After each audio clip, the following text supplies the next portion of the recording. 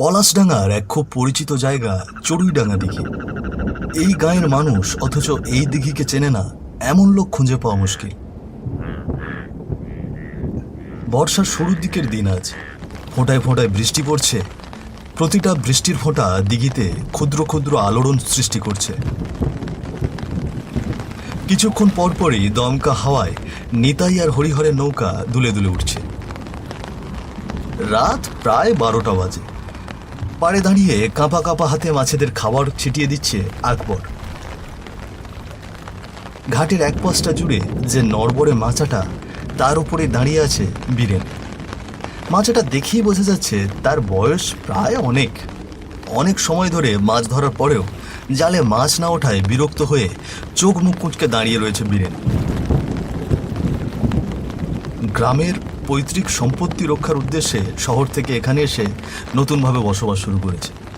চড়ুইডাঙ্গা দিঘিতে মাছ ছেড়েছে বেশ অনেক দিন হলো, তবে মাছ ওঠার কোনো নাম নেই। যাও চুনোপুটি ওঠে তাও বন্ধ করে দিয়েছে প্রায় বেশ কিছুদিন। না বাবু, আজ আর মাছ উঠবে বলে মনে হচ্ছে না। 2-3 ঘন্টা যাবৎ জাল ফেলে চলেছি, মাছের তো নামগন্ধ দেখতে পাচ্ছি না বাবু। মাছগুলোর কি হাত পা গুজিয়েছে? যাচ্ছেটা কোথায়? এত মাছ ছেড়েছি তাও তাদের দেখা নেই। বলি হচ্ছেটা কি? মাছ কি কেউ চুরি করে পালাচ্ছে? বাবু, ও জায়গা খান তো খুব একটা ভালো নয়, খোদার কসম বলছি। এর আগে যখন বড় সাহেব ছিল তখন কি বিশাল বিশাল মাছ উঠত, এখন তিনিও নাই, মাছও নাই। আকবরের কথাটা যেন কাটা ঘায়ে নুনের ছিটের মতো পড়ল বীরেনের। এতদিন ধরে এত পরিশ্রম করবার পরেও কোনো মাছের দেখা না পাওয়াটা মোটেই কোনো স্বাভাবিক ঘটনা নয়। এর আগেও বেশ কয়েকজন লোককে পাহারা বসিয়েছে, কিন্তু তারা কেউই একদিনের বেশি এখানে টিকতে পারেনি। তার উপর বাড়তি খরচ দিয়ে এই 3 জনকে রেখেছে বীরেন, তবুও কাজ হাসিল হচ্ছে না তার। পাহারাদার দরকার। আমার মাছ নিশ্চয়ই এখান থেকে কেউ চুরি করে। শহরের লোক ভেবে আমার দিঘির মাছ চুরি করে ভাবছে আমি কিছু করতে পারবো না। একবার ধরি বেটাকে, তারপর বুঝিয়ে দেব কত ধানে কত চাল। বীরেনের কথায় আবারও জাল ফেলে নিতাই আর হরিহর। মাঝরাত পর্যন্ত চলে এই দৃশ্য, তবুও মাছের দেখা মেলে না। বীরেনের মাথায় দুশ্চিন্তা ঘোরাফেরা করে। মনে মনে ভাবে এখানে অতি সত্বর একজন পাহারাদার বসানোর ব্যবস্থা করতে হবে, অন্যথায় মাছের দেখা মিলবে না। এই নেন বাবু, চা খান। কি হলো ও বাবু, শুনতে পাচ্ছেন নে? হ্যাঁ, ও চা দাও দাও। কি হয়েছে বাবু, আপনাকে আজ এত চিন্তিত লাগছে কেন? খানিকটা চিন্তায় তো আছি, কোনো উপায় তো দেখতে পাচ্ছি না। আহা, কি হয়েছে একবার বলুনই না বাবু। একজন পাহারাদার দরকার ছিল। আমার ওই চড়ুইডাঙ্গা দিঘিতে মাছ ছেড়েছিলাম, সেখানে পাহারা দেওয়ার জন্য একজন পাহারাদার দরকার। জানি না কেন কোনো মাছ ধরাই পড়ছে না। প্রথম 2-1খানা মাছ ধরা পড়লেও এতবার জাল ফেলার পরেও কোনো মাছ ওঠে না। চড়ুইডাঙ্গা দিঘি, ওখানে পাহাড়ে দেওয়ার মতো মানুষ পাবেন না, ওইখানে কেউ যেতে চায় না। মানে ওখানে কেউ যেতে চাইবে না কেন? আমার মনে হচ্ছে ওখানে কেউ মাছ চুরি করছে রাতের বেলা, সেটা পাহারা দেওয়ার জন্যই লোক দরকার। আমি অত শত বলতে পারবো নি বাবু, ও দিঘিতে রাতের বেলা কেউ যেতে সাহস পাবে নে, দিনের বেলাতেই তো কত মানুষ ওপদ মারায় নে। দোকানদারের কথায় বীরেন বেশ খানিকটা আশ্চর্য হলো বটে, তবে মুখে সেটা প্রকাশ করল না। গাঁগঞ্জে 2-1খানা জায়গা এমন থাকে যেই জায়গা নিয়ে সকলেরই জল্পনা কল্পনা শেষ থাকে না। হতে পারে এমন কোনো কুসংস্কারের কাহিনী আষ্টে পৃষ্ঠে জড়িয়ে আছে ওই দিঘি নিয়ে। এছাড়াও বহুদিন পরিত্যক্ত কোনো জায়গায় মানুষের আনাগোনা খুব কমই হয়। হতে পারে সেই উদ্দেশ্যে সকলে ভয়ে সে জায়গায় যেতে পারে না, আর এরই সদ্ব্যবহার করছে হয়তো কোনো চোর। আকাশে ঘন মেঘ জমেছে। আজও আরো একবার জাল ফেলার সিদ্ধান্ত নিয়েছে বীরেন। ঘন মেঘের ফাঁক ফোকর দিয়ে চমকে উঠছে আলো। অন্ধকারাচ্ছন্ন দিঘির ঘাট যেন মেঘের ঝলকানিতে কিছুক্ষণ পর দৃশ্যমান হয়ে আবার অদৃশ্য হয়ে যাচ্ছে।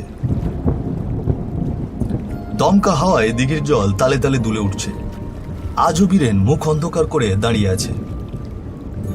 হুজুর, আজকেও মাছ উঠবে বলে মনে হচ্ছে না। আমার মনে হয় অন্য কোথাও মাছ ধরা উচিত হবে। মানে কি বলতে চাইছিস তুই? আমার দিঘির এত টাকার মাছ কেউ চুরি করে নিয়ে যাবে আর আমি তাকে না ধরে তলপি তলপা গুটিয়ে অন্য জায়গায় চলে যাব? পাহারাদার খুঁজেছিস? আগে হুজুর, তবে এই জায়গাতে কেউ আসতে চাইছে না। এই জায়গাটারে গাঁয়ের লোক ভয় পায়। এই জায়গার ধারে কাছে কেউ আসতে চায় না। আবার সেই একই কথা, সবার আমার এই জায়গাটা নিয়ে সমস্যা। বেশ, অন্য কেউ যদি না চায় তাহলে আমার এই জায়গা আমি নিজেই পাহারা দেব। দেখি কোন ব্যাটা আসে আমার মাছ চুরি করতে। ও ভুল করতে যাবেননি হুজুর, এখানে রাত কাটালেই বিপদে পড়বেন। দেখি কোন বিপদ আমায় ধরতে আসে। কোন ব্যাটা আমার মাছ চুরি করতে আসে সেটা আমাকে ধরতেই হবে। ওসব বিপদ টিপদকে আমি ভয় পাই না। তোরা থাকলে থাক, না হলে তোরাও যা। আজকে কোন ব্যাটা আমার মাছ চুরি করতে আসে সেটা দেখেই ছাড়বো। আর কেন এই জায়গাতে সবার এত ভয় সেটাও খুঁজে বের করব। আমি শহরের মানুষ, এসব কুসংস্কারে বিশ্বাসী নই। আকাশে খণ্ড খণ্ড কালো মেঘের মাঝখান দিয়ে মাঝে মাঝেই বিদ্যুৎ চমকে উঠছে। কিছুক্ষণ পর পর মেঘের গুড়গুড় আওয়াজ শোনা যাচ্ছে। বীরেন ছাতা মাথায় ঠায় বসে রয়েছে মাচার ওপর। বেশ অনেকটা সময় পার হয়ে যাওয়ার পরেও কারো দেখা মেলেনি এখনো। আজ বাইরের শীতটা বড্ড বেশি, এখানে চাদর আনলে ভালো হতো ভাবছে বীরেন। এমন সময় হঠাৎ করে পেছন থেকে কিছু একটা বীরেনের কাঁধে স্পর্শ করলো। আচমকা কিছু অনুভব করে বীরেন প্রচন্ড ভয় পেয়ে গেল। পিছন ঘুরে কোনো কিছুই দেখতে পেল না সে। ঠান্ডা কোনো কিছু স্পর্শ একেবারে স্পষ্টভাবে অনুভব করেছিল সে, যেটা কোনো সাধারণ মানুষের হাতের স্পর্শ হতেই পারে না। পেছন ঘুরে কাউকে না দেখতে পেয়ে বীরেন আরও বেশি রকম আশ্চর্য হয়ে গেল। হুট করে কিছুদিন যাবৎ এই জায়গা ঘিরে মানুষের ভয়টা ঘুরে ফিরে মনে পড়ছে বীরেনের। এই জায়গাটাকে সকলে কেন ভয় পায় সেই সম্পর্কে বীরেনের কোনো ধারণা নেই। তবে এক মুহূর্তের জন্য সেই সব কিছুকে সত্যি মনে হচ্ছে তার। কে? আমাকে ছাড়ো, আমাকে ছাড়ো, বাঁচাও! কে আছো? বাঁচাও, আমাকে বাঁচাও! কে আছো জলের নিচে? ঠান্ডা হাতটা বীরেনের পা শক্ত করে টেনে জলের নিচে নিয়ে যাওয়ার চেষ্টা করছে। বীরেন কোনোভাবে নিজেকে ছাড়াতে পারছে না সেই হাতের থেকে। বেশ কয়েকবার দাপাদাপি করেও কোনো লাভ হচ্ছে না। শেষবার সর্বশক্তি দিয়ে নিজেকে ছাড়ানোর চেষ্টা করলো বীরেন। কোনো মতে ছুটে পাড়ে আসতেই দিঘির নিচ থেকে ভেসে উঠল একটা মরা লাশ। কি বিভৎস তার চেহারা! এক মুহূর্তের জন্য মনে ভয় ধরে গেল বীরেনের। হৃদস্পন্দন বন্ধ হয়ে গেল।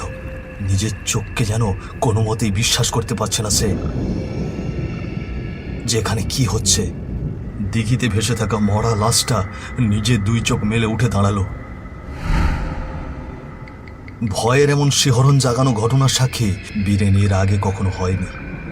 ভূত বলতে পৃথিবীতে কিছু আছে সেই সম্পর্কে কোনো বিশ্বাস বীরেনের এতদিন পর্যন্ত ছিল না।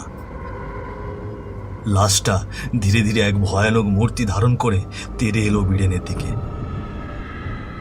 হাজার চেষ্টা করেও বীরেন কোনো মতে নিজের জায়গা থেকে নড়তে পারছে না।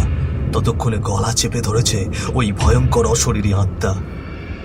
না, আমাকে ছেড়ে দাও, ছেড়ে দাও বলছি, দয়া করে আমাকে ছেড়ে দাও। আমি কারো কোনো ক্ষতি করিনি, দয়া করে আমাকে ছেড়ে দাও। কোন সাহসে তুই আমার দিঘিতে এসেছিস? বিগত 10 বছর ধরে এটা আমার এলাকা। কোন সাহসে এসেছিস তুই? এতদিন তোর সব মাছ খেয়েছি, এখন তোকে খাবো।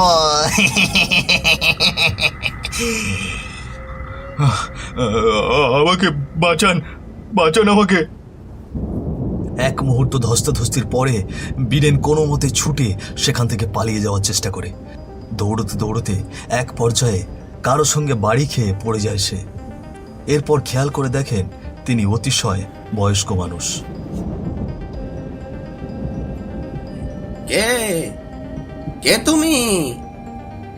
এত রাতে অমন করে ছুটছো কেন? আমাকে বাঁচান, বাঁচান আমাকে, আমাকে মেরে ফেলবে, আমাকে মেরে ফেলবে। কি বলছো এসব? কে মারবে? কোত্থেকে এসেছো তুমি? আমি বড় বাড়ির লোক, বাবা মারা যাওয়ার পরে গ্রামে এসেছি শহর থেকে। ভেবেছিলাম পৈতৃক সম্পত্তি রক্ষা করব, কিন্তু ওই চড়ুইডাঙ্গা দিঘিতে কিছু একটা আছে, কি বিভৎস দেখতে। আমি ওখানে মাছ ছেড়েছিলাম, কিন্তু মাছের কোনো দেখা পাচ্ছিলাম না। আমি ভেবেছিলাম মাছ চুরি হচ্ছে, তাই পাহারা দিচ্ছিলাম যাতে মাছ চুরি না হয়, কিন্তু ওখানে তখন হুট করে একটা ছোট ছেলের আত্মা এসে বলল, তাই তো? আপনি কি করে জানলেন? কি করে জানলাম তাই তো? যাকে তুমি দেখে এসেছো সে আর কেউ নয়, সে আমার ছেলে। ও আমার ছেলে জয়। কি বলছেন আপনি? আমার মাথায় কিছু ঢুকছে না। শোনো তবে, আজ থেকে প্রায় 10 বছর আগের কথা। এই তোরা আজকে ফুটবল খেলতে যাবি? হ্যাঁ যাব। কেন? আমাকে তোদের সাথে খেলতে নিবি? তোরা তো কখনো আমায় খেলতে নিস না। বেশ করে নেই না, হিজড়াদের আবার খেলা কিসের রে? যা, তোর মতো লোকেদের সঙ্গে গিয়ে হাত তালি দিয়ে বেড়া। খবরদার আমাকে হিজড়া বলবি না, বলে দিলাম। তো আর কি বলবো? এই মেয়েদের মতো মিনমিন করিস না তো, যা এখান থেকে। তোকে আমাদের সাথে কে আসতে বলে? তোদের বন্ধু ভাবতাম, তাই তো আসতাম। আমরা শুধু স্বাভাবিক মানুষজনদের সাথেই বন্ধুত্ব করি। আগে গিয়ে পুরোপুরি ছেলে হয়ে আয়, তারপর আমাদের সাথে মিশবি। যা, ভাগ এখান থেকে। বন্ধুদের কথায় মন খারাপ করে জয় একা একা হাঁটতে হাঁটতে বাড়ি ফিরে আসে। তৃতীয় লিঙ্গের মানুষ হওয়ার কারণে তাকে উঠতে বসতে মানুষের হাসি তামাশার খোরাক হতে হয়। এর থেকে কবে মুক্তি মিলবে তা তার জানা নেই। এই সমাজে তৃতীয় লিঙ্গের মানুষকে খুব একটা সহজে কেউ গ্রহণ করে না, কিংবা করতেও চায় না। জয়ও তাদের মধ্যে একজন।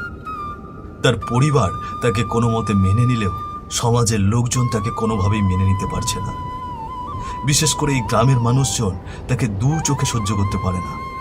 আজকাল নিজের পরিবারের থেকেও কিছুটা অবহেলা পাচ্ছে জয়। ঠিক বলেছেন বাবু, এটা খুব খারাপ হয়েছে শম্ভুনাথ বাবুর সাথে। বৌদি কি নিষ্ঠাবতী ছিল, আহারে, পেটের সন্তানের জন্য কত কষ্ট সহ্য করেছে। কে জানতো সন্তানকে জন্ম দিতে গিয়ে সে মারা যাবে, আর সেই সন্তানই হবে হিজড়ে। আহারে। এ সত্যি তোমার জন্য খারাপ লাগে শম্ভুদা। তুমি ওটাকে বাড়ি থেকে বার করে দিচ্ছ না কেন? 20 বছর তো হয়ে গেল বয়স। ও তোমার কোন কাজে লাগে শুনি? তুমি জানো না এই গায়ে কেউ হিজড়ে পছন্দ করে না? হাজার হোক নিজে জন্ম দিয়েছি তো, বাড়ি থেকে তো আর বের করে দিতে পারি না। আরে এগুলো সব পূর্বজন্মের পাপের ফল। নিঘাত কোনো পাপ করেছিল, তার ফল এই জন্মে পাচ্ছে। ওটাকে শিগগিরই বাড়ি থেকে তাড়াও। যদি বাঁচতে চাও তবে ওটাকে তাড়াও। গায়ের লোকেরা তো এমনিতেই এক ঘরে করে দিয়েছে, এরপর গ্রাম থেকে না বার করে দেয়। ওসব ঘরে রাখতে নেই গো। কিন্তু কিন্তু আবার কিসের? সেদিন তোমারই হিজড়ে সন্তান নিয়ে কথা উঠেছিল, সকলে কি হাসাহাসি করলো। সময় থাকতে ওটাকে বিদেয় করো। সব সময় নিজের ছেলের সম্পর্কে এসব শোনেন শম্ভুনাথ। তবে আজকের কথাগুলো বড্ড গায়ে লাগার মতো ছিল। 7 মাস না ভেবেই রেগে বাড়ি ফিরে আসেন শম্ভুনাথ। জয়, কোথায় তুই? শিগগির বেরিয়ে হতচ্ছাড়া। কি হয়েছে বাবা, তুমি এমন রেগে আছো কেন? রেগে থাকবো না? তোর মতন একটা পাপকে জন্ম দিয়ে রেগে থাকবো না তো কি করবো? হ্যাঁ, এই জেড়া কোথাকার। আচমকা বলা বাবার এই তিক্ত কথাগুলো জয় কোনোভাবেই আশা করেনি। বাবার কথাগুলোয় আজ ভীষণ পরিমাণে ঘৃণা প্রকাশ পাচ্ছে। জয় মুখের উপরে কোনো কথা বলতে পারে না, শুধু বলে, আমি ছেলেও না মেয়েও না, এটা কি আমার দোষ বাবা?